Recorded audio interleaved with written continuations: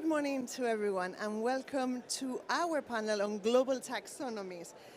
We're very pleased that you have joined us, whether in person or online.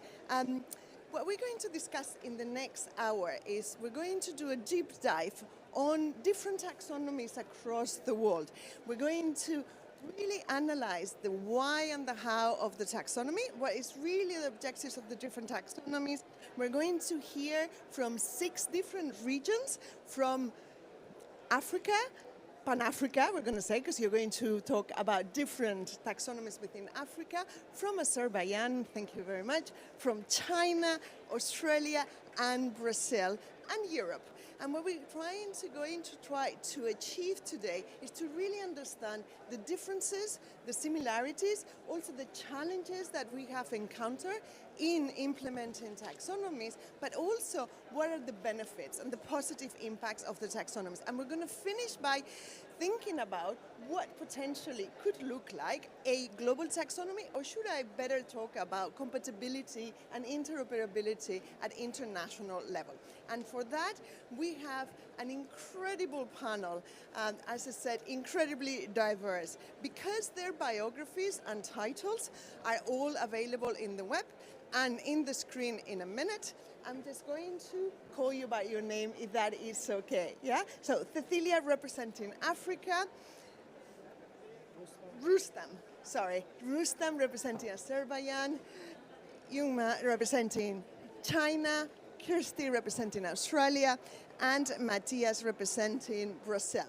So let me start with you, Mayun, because, I mean, China and Europe have pioneered the taxonomy, but to be very, very frank, it was China, the first country or jurisdiction that developed a green taxonomy. It was a green taxonomy very much targeting the green bond market, if I am correct. And that was back in 2015, and there have been plenty of changes. So, Mayun, can you explain to all of us a little bit like, what was your thinking behind at the very beginning when you started developing the taxonomy? The objective from a financial perspective, and if there were other types, and what, how has it evolved over time? And thank you for being here. Hello, you hear me, right? Thank you very much for having me. I had actually 2 meetings on taxonomy already this morning, and this is a 3rd meeting, which really shows how much interest the community has in taxonomy-related subjects. Now, back to your question on why we started using taxonomy in China. Back in 2015, when I was chief economist in the Chinese Central Bank, PBOC, I was leading the green finance work, and at that time, we wanted to develop a green bond market. And we realized that we need to have a definition of what green activities can qualify financing by green bonds. And if there's no official taxonomy, then we end up with lots of different interpretation, different type of labeling, and we could end up with greenwashing. And so we decided very quickly, actually within a matter of months, that we want to do an official taxonomy instead of letting everybody to do their own taxonomy and doing their own labeling. And this was done easily in China because, we central bank has authority. And if we decide to do it, we convene it. And we convened a whole bunch of specialists from different sectors and also financial experts. And we drafted the Chinese green bond taxonomy based on existing documentation. Lots of documents are looking very much like taxonomy. They were done by different ministries on different sectors and so on. So we consolidated all of them. And of course, referencing lots of international good practices, such as CBI has a taxonomy. Of course, it's not an official one, but it was used as a reference. And then we published in December 2015. And the second year, China became the largest green bond market. I think the green taxonomy actually contributed to the reduction of a cost in identifying green activities for the bond market. Now, specific usage are the following. Number 1, preventing greenwashing, which I mentioned already, right? Number 2 is actually for labeling the products. We could use a green label if you are demonstrating that the proceeds is used entirely for this activity, which is in the taxonomy, right? Then you can put a label on products. And you can put the label on products based on products. For example, the green bond fund, right? If each green bond is in line with the taxonomy, then the bond fund is in line with taxonomy. So you can create a lot of products which are labeled by the taxonomy. And then it's a much more important usage in China is to producing statistics. We ask all the financial institutions to report the amount of green loans and the amount of green bonds they hold on their balance sheet to the central bank as a way to evaluate their performance. If the green assets held by the bank is greater and growing faster, we reward them. And we need the statistics, right? The statistics is based on the taxonomy. Without taxonomy, you cannot collect the comparable statistics. And the last usage is actually allocating incentives. The regulators sometimes have some instruments to reward some financial institutions, and some governments can reward some companies for doing better green things, right? For example, the volume of green activities and so on. Then the incentive can also be based on taxonomy, which produces the statistics on their behavior, on the green behavior. So again, let me repeat the 4 usage. One is preventing greenwashing. One is labeling products. One is collecting or reporting the statistics on green performance. And finally, allocating incentives to the green performers, better green performers. Now, just to quickly, a few words on the common ground taxonomy. About 5 years ago, Europe were thinking about launching the International Platform for Sustainable Finance. And they came to China asking whether China wants to join. And we had an internal discussion in PBOC, and we decided that let's join, because China, Europe being the largest green finance market, we have to collaborate. And secondly, we want a common language to define green activity, especially for cross-border transactions. And if we can develop something like common ground taxonomy that can be used for cross-border borrowing, for example, the Chinese issuers borrowing from Europe, using common ground taxonomy, that would be great. It will reduce transaction costs, vis-a-vis the case of no common taxonomy. And that was a starting. And I've been co-chairing this common ground taxonomy working group with Marcel Hage for the last few years. And the common ground taxonomy was out in 2022. It was used immediately after the publication of that CGT. It was used by the Chinese issuers issuing green bonds internationally. And also, it's used to label the existing Chinese bonds issued domestically. 300 of them are having a label now CGT aligned, and they become available in the international markets because the recognition of these bonds being aligned with both Chinese and European standards. And then it came to the story of MCGT. Last year, Singapore raised a hand, say, we want to join the CGT working group, make it not just a bilateral collaboration, but also, multilateral collaboration. And we agreed. And 1 hour ago, we announced a multi-jurisdiction common ground taxonomy, which were compiled by Europe, China, and Singapore. It now contains 110 mitigation activities that's agreed both by, by 3 jurisdictions. And I think its usage is going to be even wider going forward. Excellent. What a great story on how, you've been evolving over time, and the thinking behind, and the benefits already of the Chinese taxonomy. I'm going to be very brief because I want to hear the panelists, but because unfortunately at the last minute the European Commission couldn't join us, I'm sort of representing the European taxonomy. So from what you said, what is very interesting is that in Europe, one of the main, objectives at the very beginning was because different financial organizations, institutions, financial market participants, in particular investors, were using different taxonomies in Europe. Yeah, some were in-house.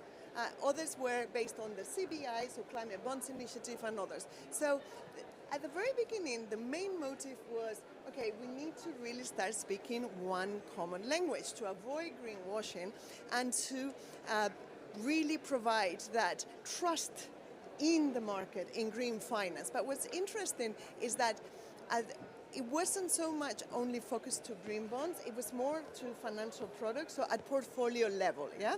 So that was, I would say, the first, and most important objective of the taxonomy at the very beginning. And you know what? But it's very interesting because now I've been working on the taxonomy for almost more than 6 years, is that as we were developing the regulation, it became clear that it would not work at financial level if corporates, because it was a financial product level, so that means for equity and for general purpose bonds, not only for use of proceeds. So what it became clear is that it was going to be impossible without having the information from companies, right? Companies needed to report in order for investors then to apply it to the financial products. And that's when the famous Article 8, for the gurus in the room, of the taxonomy regulation was included.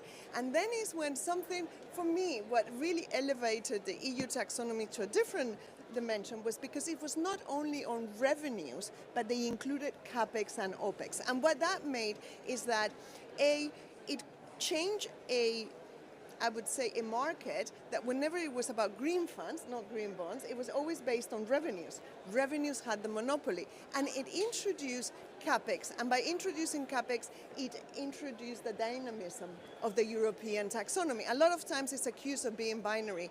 And I challenge that because it's binary if you don't think about the capex component, yeah? And what capex allows you is to say how much you are investing to become taxonomy aligned, not only in taxonomy aligned activities. And now we have only the first 2 years of reporting of the largest 1,700 public listed companies in Europe. And we already, in May, we already accounted 414 billion euros invested in taxonomy aligned activities, and the majority were in becoming taxonomy aligned with the energy sector, electricity being the number one, but also industrials, and real estate. So I think that was one of my lessons. The second lesson, or things that have changed in the European spectrum, is that with COVID, like until then, we were a little bit in,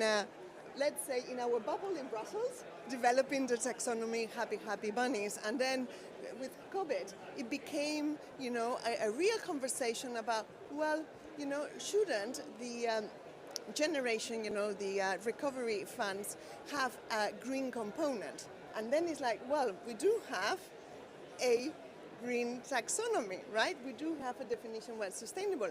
And then a totally different conversation came into the table, which is, the extent to which the taxonomy started to be, that common language across 27 countries, the reference. And although it didn't include entirely the taxonomy, what it did is that the European Commission committed 38% of their budget to climate related. Yeah, using the taxonomy as the reference, and what we're seeing is that, slow integration into more public funding with the do no significant harm included in those funds. And then the discussion, really started on what is really, using the taxonomy, what is really that economy, that net zero economy, how does it look like in Europe? And the real discussions at the level of economic activity started. And I think that only for that, only thinking that 27 different countries, because we have to get on a consensus, yeah, with the European Parliament and the Commission and all the stakeholder, because it's a stakeholder group, the platform who puts forward the taxonomy, having that consensus gives, I think that, yes, it might not be perfect, but it's definitely, the product of a real democratic, process, which I think it is really interesting and gives that common language. I'll stop there because there's so much to talk. I won't talk about the common ground taxonomy because you cover it, and you've been leading on that. But thank you so much for those insights. I think that we're going to go back to those. I want to move now to other regions, because in 2021, if I recall correctly, there were only basically 4 jurisdictions: China, the EU, if we take the EU as all as one, and then 2 others. Don't ask me, I don't recall which others were, yeah? And all of a sudden, now, since 2021, today we count 50 taxonomies in the making as we speak in the world. So massive, let's call it taxomania, yeah? So on countries have adopted taxonomy already. No, they are developing. Yeah, in the making. So some take, EU, EU 27, yes. And the other 20-something have taxonomy already. Yes. And the other 20-something are in the making. So it is in total. Those with taxonomy or in the process of developing taxonomy, 70-something countries. There you go. So I was counting always EU as one, yeah, jurisdiction, yeah. Maybe I'm too optimistic about the point that we're only one jurisdiction, yeah. But anyway, let's move now to Australia. Kirsty, could you please tell us, the key elements of your taxonomy and what was the thinking, behind it? Yeah, absolutely. And as you identified, we are a follower in this space. There are others who very much kind of laid the groundwork, and we have been very lucky to be able to draw from the learnings and lessons and had a huge amount of collaboration with the EU and many others as we've developed our taxonomy. In terms of the driver and the reason why, it's very much the same as in China and the EU. There was a need for standardisation across the finance sector. All of them were using slightly different kind of methodologies and frameworks to classify things as green. There's obviously a greenwashing risk and a transaction cost associated with that. So there was strong support and interest from the finance sector. When we started the work, which was in early 2022, it was from a point of how much can we learn and just lift and shift from taxonomies that already exist? How much do we need to nationalise, I guess? And doing that as little as possible, because this proliferation is ultimately not helpful for global flows of sustainable finance. So from that, we looked a lot at the EU taxonomy, at the Chinese taxonomy, at others, and there were a few key gaps, I guess, for Australia. And Australia's purpose for the taxonomy has very much been kind of multiple-fold, one around this greenwashing, but the second about getting private capital to flow towards our transition.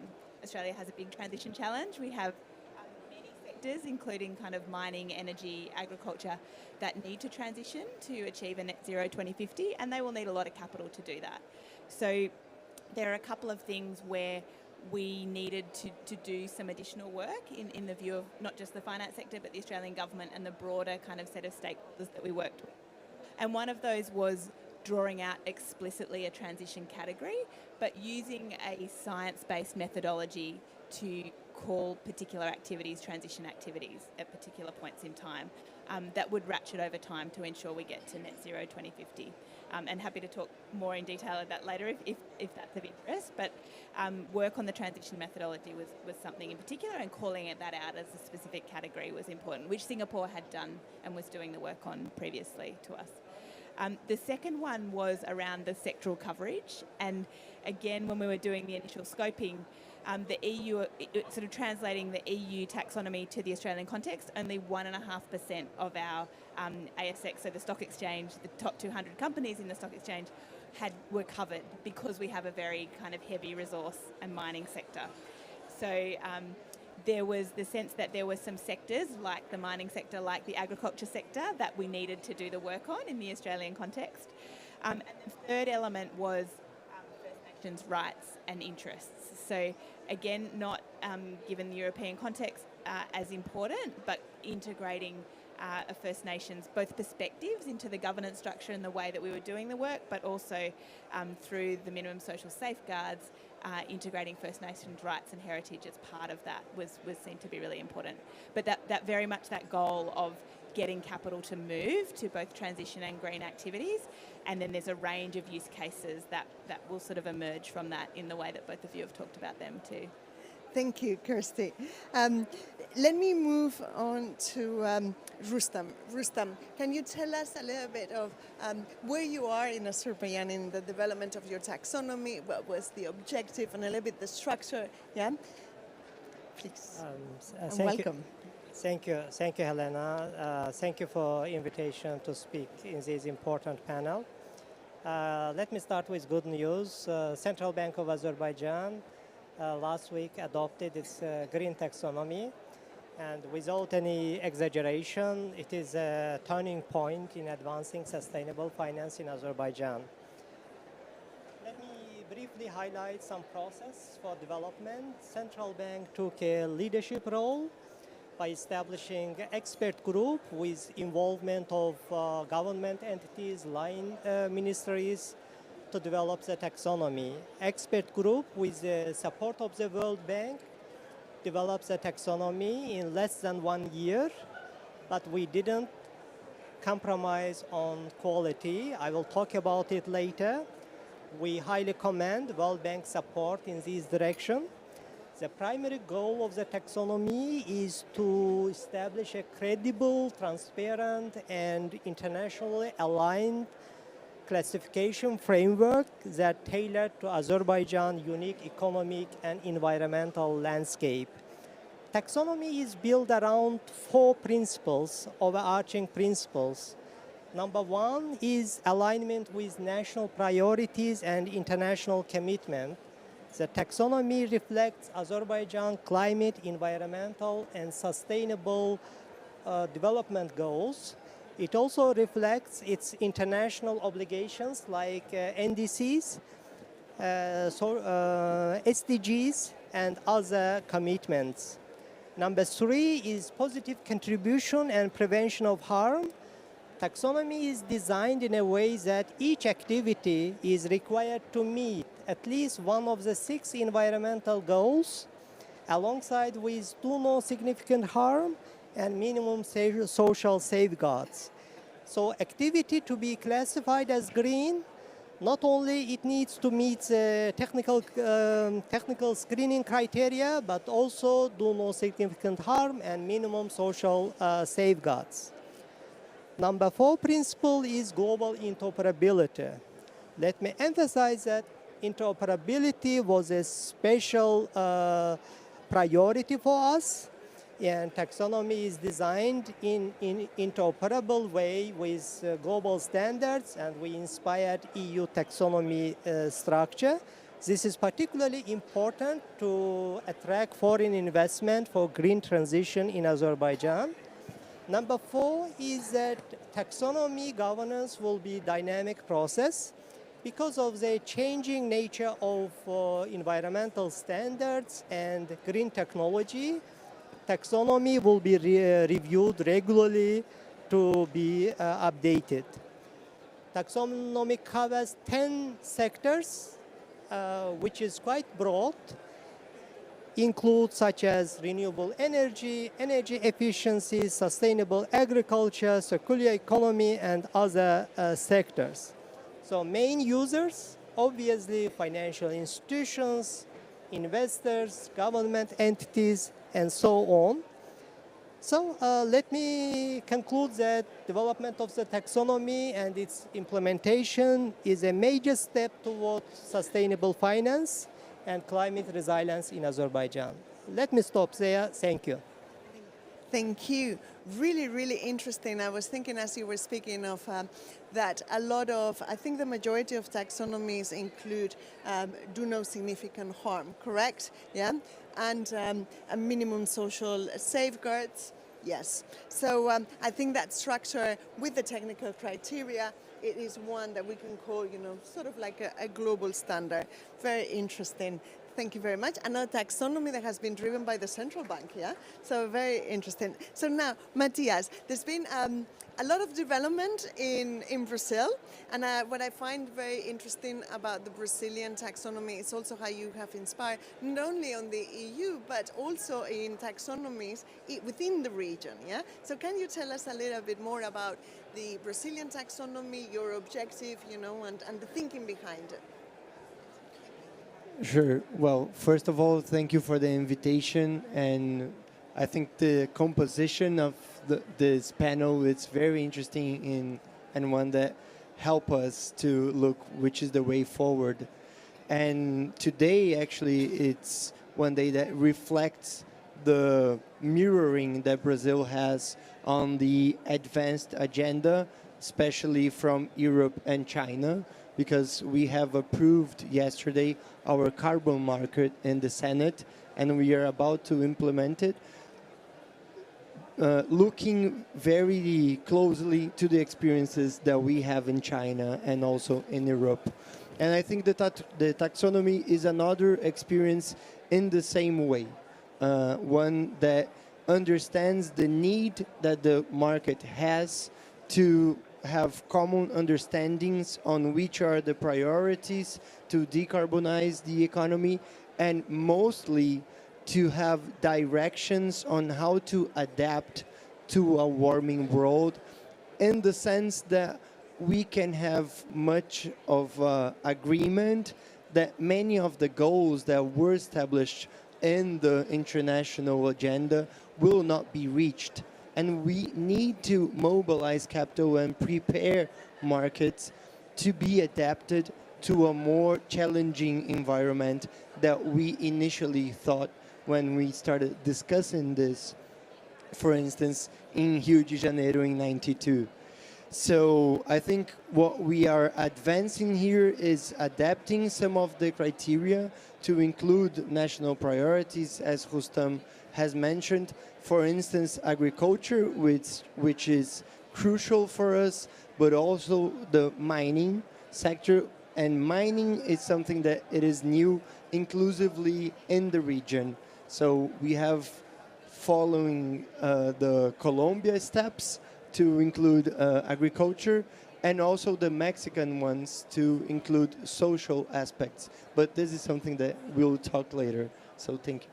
Thank you. And last but not least, Cecilia, you have a very particular role because you're representing both some national taxonomies within Africa and at the same time a project for a common African taxonomy. Can you tell us a little bit of a snapshot on the different national ones and then tell us about this project? Yeah, thank you.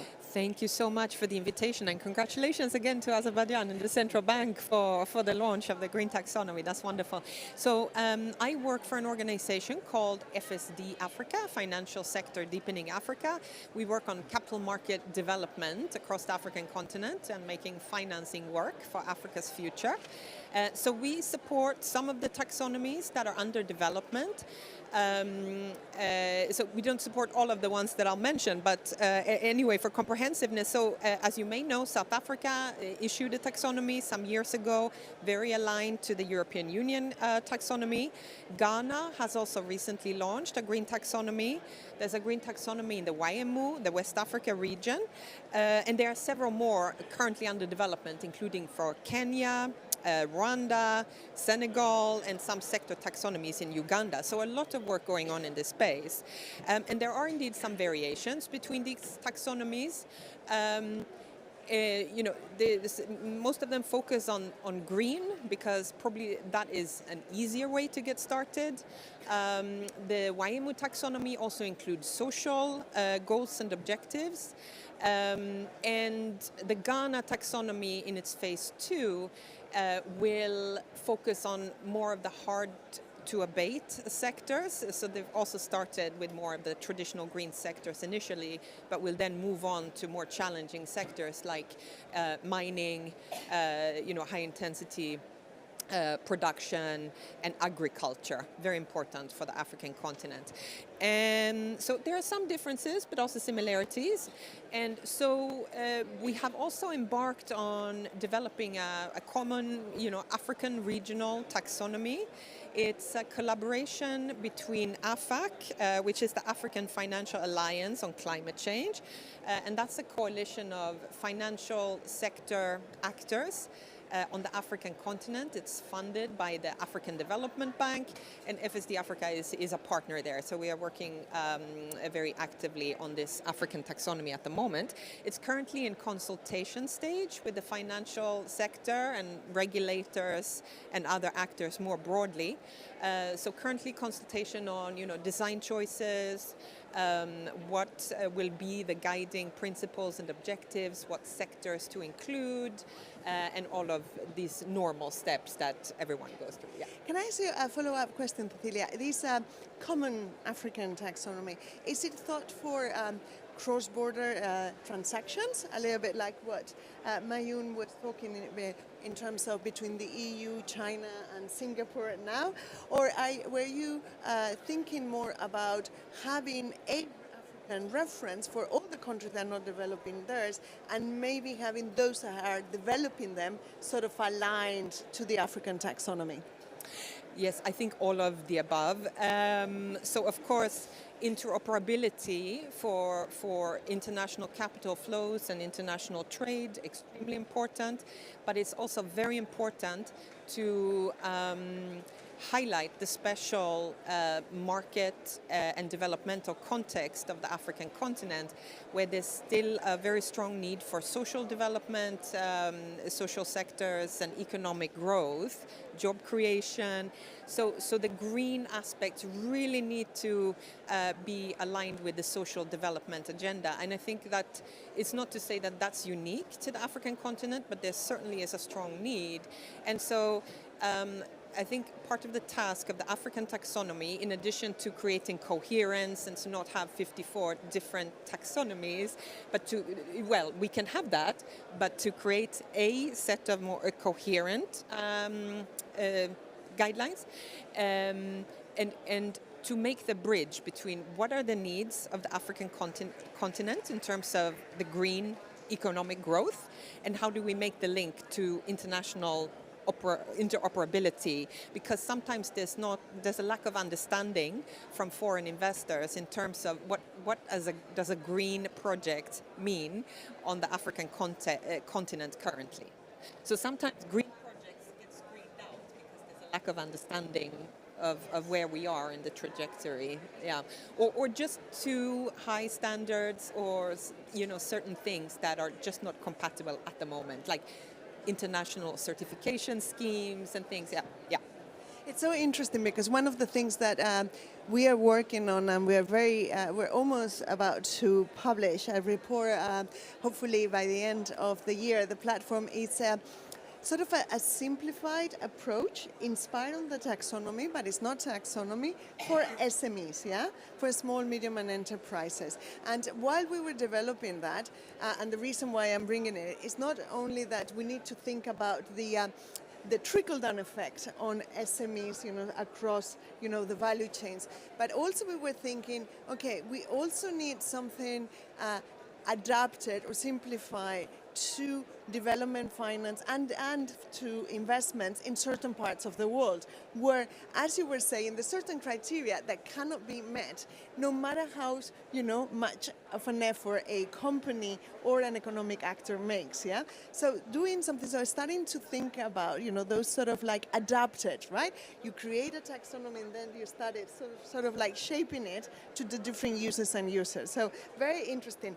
Now, one of the things that for me, whenever we discuss, people, particularly financial institutions, they always say, oh, we need a global taxonomy, we need one, it has to be the same, that's it, yeah? And one of the things I always challenge them on is that the taxonomy needs to really mirror the economic realities, financial realities, and environmental realities, because, and this is why I'm very interested of hearing from you, Matthias, yeah, because the Brazilian environmental context has nothing to do with the European, right? I mean, the problems that we face in our soils have absolutely nothing to do with yours. And that's sometimes hard to, pass the message, yeah? So can you tell us a little bit more, because what I think of your taxonomy, you're thinking in terms of nature, right? Nature and so forth, because I find it a really interesting example in this area. Yeah, so I think in the part of nature, we are very aligned with has been developed through especially Colombia and Mexico to put the usage of soil and forests in a sustainable way as an explicit objective. So this is something that has been added to the 6 objectives that were put forward by Europe, with this 7th one aimed at soil and forestry. And this is something that for sure needs to be better understood internationally, and something that we are aware of is that we also need to have a common ground on the understanding of the scopes to analyze activities when we talk about emission scopes. So for the industrial sector, for instance, it is very clear to Brazil that its comparative advantage it is on the cheap renewable energy. So how can we include the evaluation of industrial activities, for instance, which are very energetic intensive, in considering the the large availability of renewable energy that we have. So for nature, for energy, for instance, how can we have a common ground methodology to understand those things and still consider the social aspects of those activities? Very interesting, because also sometimes what we forget is that when it comes to mitigation, right? I mean, with all the complexities, at the very least, we're talking about a global problem, and we have measurements, right? In terms of greenhouse gas emissions. But then you start looking at biodiversity, circular economy, and all of that. And at least in Europe, what we've done is we match it. You know, we think in terms of the European strategy for those environmental objectives. So it responds to an overall strategy that is in place in Europe with its 2030 targets, 2040 targets, and so forth. So the same way that you have for mitigation, right? 2030 is, at least in Europe, is minus 55 and so forth. You also have it for the other objectives, yeah? So that also complicates then, you know, that sort of exportability, you know? Like in terms of the specific technical criteria and where you set the bar. Cecilia, this is a hard one for you because you're talking about so many taxonomies at the same time, but can you tell us a little bit more about the environmental objectives, yeah, and the peculiarities of the different African taxonomies?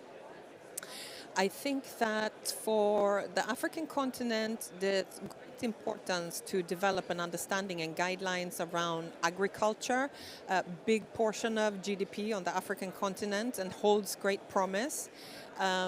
Also, you know, more broadly speaking, nature-based assets, just like Brazil. Forests in the central parts of sub-Saharan Africa, huge carbon sinks and opportunities for carbon capture due to the geological characteristics in many parts of Africa. Africa holds 30% of the global critical mining reserves that are critical for our global green transition.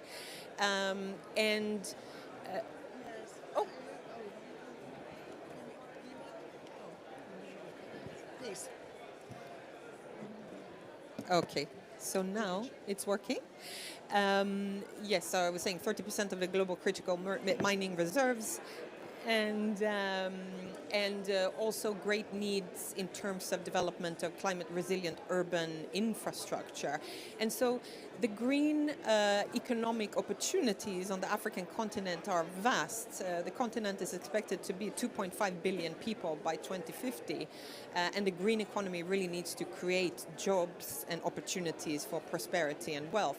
So I think there is a slight difference in terms of sector focus, for example, in the African taxonomies, or we need to do a lot of work on developing guidelines around mining. It's not that they don't exist, but as part of a common regional taxonomy, mining, agriculture, and so on, that may not have been present so much in the EU taxonomy.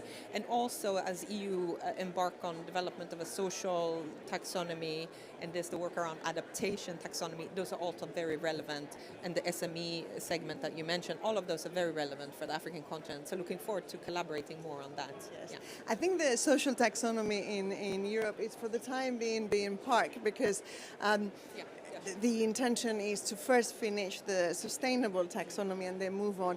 But there are many activities that you've talked about who have not yet included in the European taxonomy, you know, that they are work in progress, yeah? And we will get there little by little. There's so many economic activities, but obviously you need to understand that how it works is that we looked at our emissions and the breakdown by emissions and selected the sectors and the activities according to that, yeah? So, but I'm going to take that and go back to Kirsty, because obviously Australia is very dependent, right, on mining, metals. And can you tell us a little bit how you're treating that, you know, and what are the peculiarities of your taxonomy?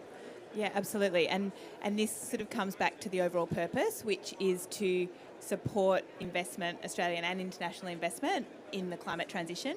Australia's mining sector, a very large kind of exporter of iron ore, and a lot of iron ore, green steel, and ultimately sort of other critical minerals will be needed to support the global transition. And so when we were going through the sectors to prioritise, it was clear that we needed to do some work on mining. What we have done is included a number of key, both critical minerals as well as iron ore and bauxite, because of their critical role in the global transition.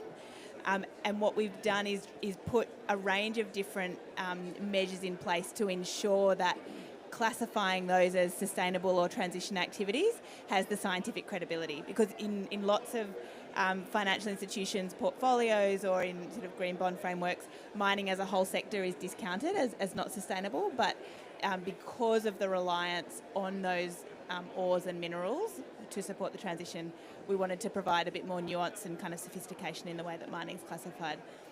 That means for iron ore and for bauxite, downstream emissions are included, because that is where the majority, sort of over 90% of the emissions in those value chains is from steel manufacturing, but there's a phase-in, a sunrise date for that, so that's 2030.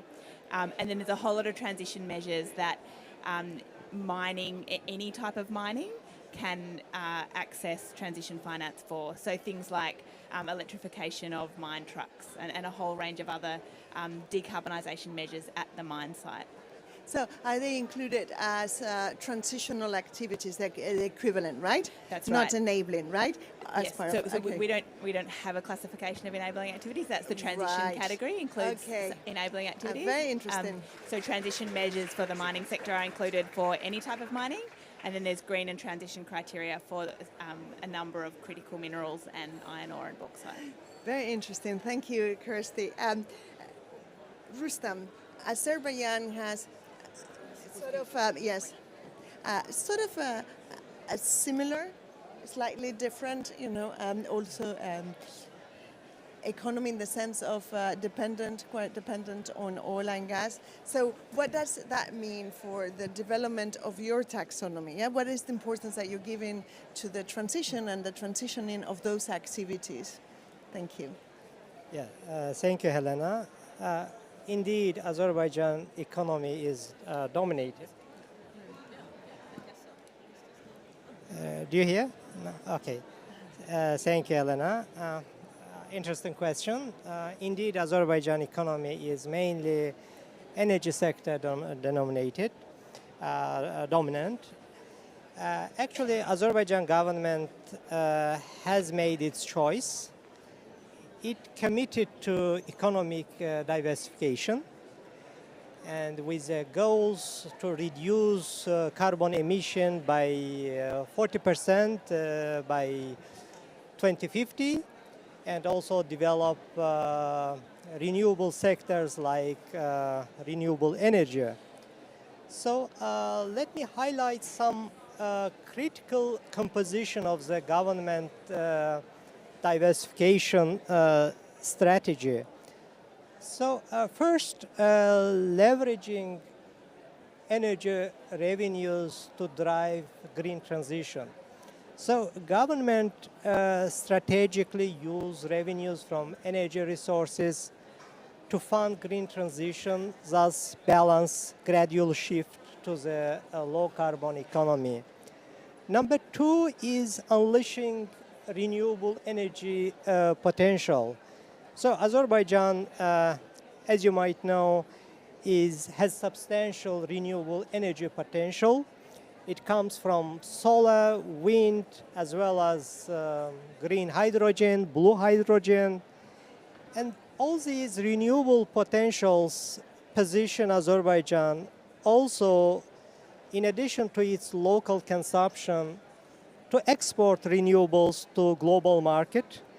And for this purpose, government has already attracted foreign investment and continues to work in that direction. And number three, fostering SME growth and job creation. And through this transition to low carbon economy, new clusters of the economy will be created, and it will actually further develop SME sector, and we will be more efficient in job creation in economy. And our green taxonomy is embodied, all these critical aspects are embodied in green taxonomy. first, it focuses on supporting diversification. As I said a few minutes earlier, taxonomy defines 10 broad sectors, and taxonomy through these financing green activities will support the economic diversification. And as I also said, taxonomy will be dynamic governance. Now it's a green activities, but we have already planning to include transition activities in order to include so-called hard-to-abate sectors. And we will comply the advanced practices like green, amber, and red activities in the taxonomy. It will be in the second stage. So we believe that government strategy and central bank taxonomy will serve to successfully transform Azerbaijan economy and achieve diversification. Let me stop there. Thank you. Thank you so much. Very interesting. I think we could talk hours about the specificities of the different taxonomies, but I'm conscious of time. And there are two things that I really want to get out of the panel. And the first one, and I'm looking at you, Mayun, I am a big fan of all the work that you've been doing in China. And I really want you to explain to us what have been your learnings, right? Almost like if you were going back, what would you do different? And what do you think that it is like, wow, that really, really worked, yeah? And it's beneficial. I think it is doing that exercise, yeah? And I'm happy to complement with some of the learnings in Europe. Now, I guess you asked me the other question about harmonization, right? Maybe I combine both. Yeah, some of the learning. Yes, we'll have time for that. Together with interoperability and harmonization. I think the important experience we gained by using taxonomy relative to adopting a principle-based approach to label green finance products is that the taxonomy approach is much cheaper. It's a lower cost. Yeah. And that was agreed back almost 10 years ago in China, because we did something similar to taxonomy in the banking system when we want them to label the green loans. Now just imagine China being a large economy. We now have outstanding green loans of 37 trillion RMB, which is 5.5 trillion US dollar. Involves hundreds of thousands of transactions, yeah? And if each transaction requires external verification, second-party opinion, in all of which were very expensive to start with. Of course, they came down 10 times already in terms of pricing, but it's still very expensive. Multiply the number of transactions, right? It's very, very costly. And that cost could be as much as 10 basis points of the funding cost if you adopt a vaguely defined principle-based approach and requiring all these to be externally verified. And a taxonomy-based approach can reduce by cost at least by 90%. It doesn't mean that we don't need any verification. We need some in areas which is still controversial, despite the taxonomy, but the need to use that has been reduced substantially. And even if this taxonomy-based labeling requires verification, that verification is much simpler because it has something to be compared against. Rather, have a few very vague principles that you have to interpret into practical indicators. Yeah, so that's one I think big lesson. That's why more developing countries they like the taxonomy-based approach because they like to save money, right, in the transactions. And as I said, back 2015, China was the only one with official taxonomy, and then 4 or 5 years later, Europe, and there was only 2, right, at that time. And now it's 70 countries and jurisdictions using taxonomy or in the process of developing taxonomy. I think they're covering probably 50% of GDP already, and it will spread to many other regions. That's my first comment on the domestic lesson. Now, internationally, the interesting question I heard again and again, as you said, founding managers ask, do we have the possibility of developing one global taxonomy? My answer, after co-chairing the Common Ground taxonomy for a few years, is that in the short term, be realistic. for a couple of reasons. Number one, if you want a global taxonomy, you have to be agreed by everybody, right? 190 something countries. And even within 20 large economies, it cannot be agreed. I have some experience of that, so yes. Right, not to mention 180, 190, yeah. It doesn't go anywhere once you put a very large crowd on this issue. And we have to start bilaterally, which is making things much easier. That's why the China-European Common Ground Taxonomy worked. It was only two guys talking, right? And we can find the common areas where we agree. And leaving the others, the difference still there. And that's why the Chinese and the European taxonomy, when they put together, look like this. The overlapping portion, the part that we both agree, we call common ground taxonomy, right? Which is, in principle, not a very difficult issue. Technically, it's difficult. It's been taking 1.5 years to mapping all of these into one single classification and putting the document and all that. But politically, it's not that difficult. Then, once some benefits are seen, by the market participants. For example, they see the Chinese issuance of international green bonds using CGT as a label, selling to European is easier than otherwise.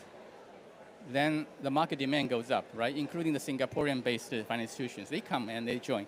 Now become a three parties, MCGT. And I'm looking forward to the fourth party, fifth party, sixth party, maybe Brazil, and maybe Indonesia, and maybe Australia. By the time you're ready, you can raise your hand, say, hey, you want to join the Common Ground Taxonomy. And I will tell you it's easier, because I told the Singaporean colleague that earlier last year, if you want to join, just write a letter to me as a Chinese co-chair, write a letter to Marcel as a European co-chair. If we both agree, you will join. And that's what we did, yeah. Can I ask you a question, Mayim? Because for the audience and for clarity, whenever we're talking about the common ground taxonomy, to be very clear, we're talking about mitigation, right? We're talking about mitigation. And I go back to the point before about mitigation, even if, as you said, it was tiny, at least we're, in a way, speaking the same language, right? And we have a global goal, right? When you enter certain other types of environmental objectives, like biodiversity, right? Then we enter into another level of difficulty, right? It's going to be much, much more difficult. So one of my always sort of recommendations is that let's be, as you said, let's start little by little and go up, and let's start with mitigation, right? And the key activities, and then maybe then we can grow. Would you agree with that? Yeah, that's also a practical approach which the Common Ground Taxonomy Working Group took. We started with mitigation, 72 activities agreed both by China and Europe in 2022 version of CGT. And in fact, today we're issuing a press release both for expanded China-European Common Ground Taxonomy coverage to more than 100, and the MCGT, which is a tri-party CGT, to cover 110. So the expanded China-European CGT has now included other objectives, including other environmental objectives. I think pollution control, circular economy, and all of these are included. So that's one practical approach of starting a number of countries and growing the participants. The second approach is that starting with green rather than transition immediately, right? Green is relatively easier to agree, yeah? Transition is harder. I don't think it's impossible, but it will take time, yeah, to agree on the transition activities. So that's going to come later. And the third thing is that let's agree that the Common Ground Taxonomy is used for cross-border transaction, not to replace domestic taxonomies, which will remove another perceived threat or perceived sort of a reason for resistance. And indeed, Europe had never committed to change its own taxonomy to the Common Ground Taxonomy. China has never agreed, say, hey, we would use the Common Ground Taxonomy for domestic purpose. We don't need to do that. But for cross-border transaction, it's very much needed, because we need foreign investors recognizing the assets which are in line with the common standard. And this is particularly useful for emerging markets, which need a lot more money from other countries. If I may follow-up question then, a company anywhere in the world outside of the EU, if it wanted to access capital market, finance through the capital markets, they would have to report against the EU taxonomy. That's what you're saying, right? In terms of being part of a portfolio and being reported in. It's not so Or much not about so much? reporting requirement. It's a recognition of the investors from these jurisdictions that your assets are labeled against a credible taxonomy. For example, the Chinese green bond labeled against CGT. Many of the European investors, they are willing to buy them, right? And let's say a Brazil green bond, if you labeled against some sort of CGT or MCGT, the Chinese will buy it. Yeah.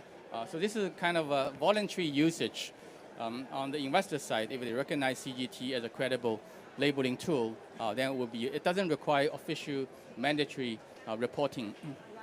No, one of the things I've been advocating for a little while is to ISSBs to say, look, you should include 2 reporting KPIs, voluntary, on revenues and capex, and then whatever company wants to report against their taxonomy, they could use that. So it could facilitate really that cross-border, investments, just as an idea. But I'm unconscious of time, and we really wanted to hear from you, Rustam, about what is in your mind. I mean, Azerbaiyán has made this, let's call it pathway towards a global taxonomy or a comparability or interoperability between taxonomies, a key goal of this COP. Can you tell us a little bit more about your project and react to what Mayun was saying just now? Thank you. Yeah, thank you, Helena. Central Bank will announce that a roadmap for advancing interoperability and comparability of sustainable finance taxonomies today afternoon, together with its partners. So let me clarify some terminology at the onset. So the roadmaps that Central Bank is initiating is not about single taxonomy or harmonization of taxonomies. It is not possible, as Ma very rightly describes the process. It is about interoperability among different taxonomies in order to facilitate cross-border investment, particularly to emerging and developing countries. So, as I said, taxonomy will be formally launched today afternoon. Now, I would like to highlight several rationale for this, continuing Ma's line of thinking. So, we observed that finance is key, and everyone agrees, and there are consensus that finance has to increase exponentially in the coming 5 years and more. At the same time, we see that there are enough money within the global financial system. For example, according to the McKinsey information, global assets under management is 132 trillion. And many policymakers, practitioners argue that so if part of this money moves to sustainable and green project and overseas, it would be very helpful. But it doesn't. So what's the reason for that? At the same time, we observe that there are surge in SDG-aligned investments globally. And we are talking about big numbers. And according to one statistics, SDG-aligned investments grow over 32% in 2022 compared to 2016 and actually crossed over 30 trillion. So this is a significant number and actually should be significant in reducing emissions. But at the same time, we know that emission is rising. And we also looked at a number of good studies by Bank for International Settlements, IMF, OECD, and our conclusion is that most green labeled bonds or investments are not doesn't clearly clarify carbon efficiency or how in green bond cases the issuers will reduce emission over time. So therefore we came to conclusion that actually having some more aligned rules in terms of terminology would be significant for transition to low carbon economy. And therefore we partnered with IPCF. International Platform for Sustainable Finance. Exactly. IFC, SPFN stands for Sustainable Banking and Finance Network, and UNDP and UNEP FI to develop a roadmap to align sustainable finance taxonomies. Actually, we are aware that there are initiatives, and number one, G20 Sustainable Finance Working Group has adopted 6 voluntary principles for alignment. And about the work of IPCF, which is grounded on China and EU taxonomy, developing common ground taxonomy, there are these initiatives. And central bank decided to bring all these actors' initiatives together and set a unified roadmap. And actually one of the key components relies on common ground taxonomy, extending it further, particularly in case of emerging and developing countries. So this is a purpose, and we look forward discussions on this topic today during our central bank event together with its partners. So let me stop here. Thank you. No, thank you, and congratulations, double congratulations. So not only you have just published your taxonomy, but also you are really driving this incredible initiative about approaching, getting much more interoperability between the different taxonomies. Unfortunately, we're running out of time. So could I ask you just one sentence reaction to Rustam and the projects from Matthias, Kirsty, Cecilia, and then finally from Mayun?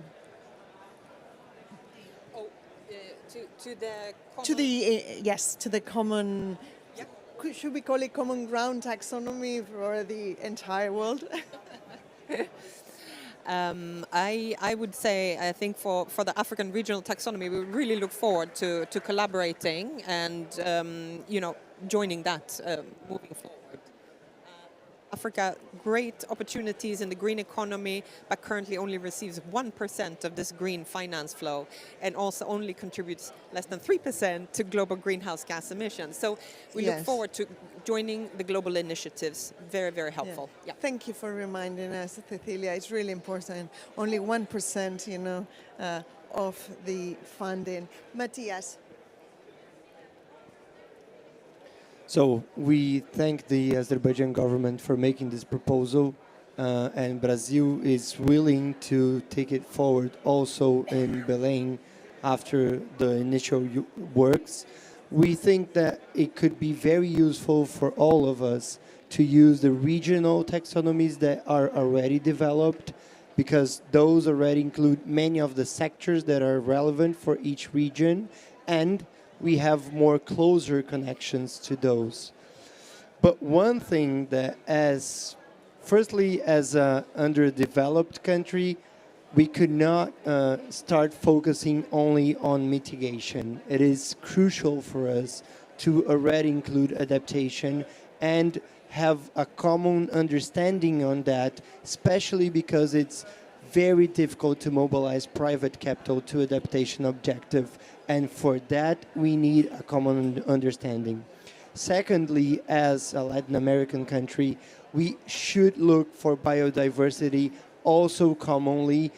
We know that we host large part of the world global-wide biodiversity, but this means a lot. And if it's not measured as carbon, we don't have ways to measure it in monetary values.